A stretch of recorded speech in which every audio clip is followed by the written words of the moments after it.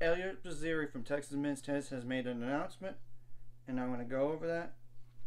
And it says, Dear Longhorn Nation, first, I want to express how grateful I am for the opportunity to play for the University of Texas and represent a school with such deep tradition and history. When you wear the burnt orange, the national championship is always the goal. That's something I knew when I committed to play here, and over the past few years, we've come very close. I've made incredible memories with the team, and we've achieved some amazing things on and off the court, but that goal is one that's still out there for us to reach. Recently, I've been debating whether or not to turn to professional. Ultimately, I decided I couldn't leave this special group of guys without giving everything I have to winning a national championship. With that being said, I couldn't be more excited to announce that I will be returning for my final year to take care of unfinished business. I want to give a huge thanks to my friends, family, teammates, coaches, and the university for all their love, support, and guidance throughout this process. Hook 'em, Eliot Spizziri. Well, this is a big deal because he's the best player in the country. And of course, if you go by like the ITA false rankings, they literally have 5 guys in the top 50 in singles, and they even have two top 10 doubles teams in there as well. I mean, so yeah, that's a big deal. And they even added Jonah Braswell, the brother of Michael Braswell, in the off season. So, and the crazy thing is, Jonah Braswell doesn't have to be in the top half of the lineup like he was at Florida. Because look, first of all, Eliot Spizziri is going to be the 1. There's no question. At 2, it's either going to be Yves Bailey at 2, then Braswell at 3, then obviously CM Woldeep is going to be a 4.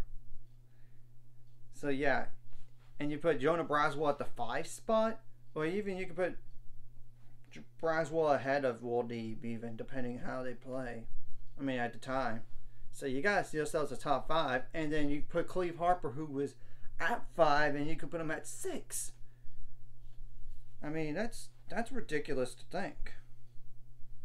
And they were in the Final Four last year, and they lost 4-1 to the eventual champs, Virginia. I mean, yes, they lose one player in the singles line from last year, but they got an upgrade over with Jonah Braswell over Nevin Armilli, and of course Chi Wong. Both those guys are gone too, but Jonah Braswell is an upgrade. Let's be clear about that. They're up there to win a national title this year. They are. I will say that because they're a very experienced team, and they're up there with Ohio State and then Virginia, the 2-time defending champs. Of course, we have to wait and see how they do in the spring, because I know a few years ago, after that Final Four run in 2021, they didn't have a lot of luck in terms of health. I mean, and they ended the year in Elite 8. Actually, a Sweet 16, I believe. But either way, it was before. I believe, yeah, it was in Sweet 16 because they did, in 2022, they did finish there. They just had a lot of injury, unfortunate, and they finished 18-11. And they were like 3rd in the Big 12 because Baylor and TCU were ahead of them. Yeah, they lost to Michigan like in 2022, 4-2 in the Sweet 16 match. So yeah. And Eliot Spizziri is a 5th-year guy, so, and all those 3 teams, those 3 teams have one thing in common. They have a lot of experience. And they have a lot of seniors. I mean, they're senior laden. And we know in 2021, they were in the Final Four, and then they lost to Florida 4-0. They did. To the eventual national champs. Just kind of like this past year to Virginia. So, really, they're right there. It's just they have to overcome that match. That Final Four match, in my opinion. And maybe they do it this year. I don't know. In terms of like Big 12, they're definitely one of the favorites to win the Big 12. I know TCU is up there too, and Baylor should be better than last year. They should be. So, we'll have to wait and see what the conference slate. I mean, not, of course, UCF and BYU shouldn't pose any problems to Texas, and if they do, that's a big issue. That would be a big issue.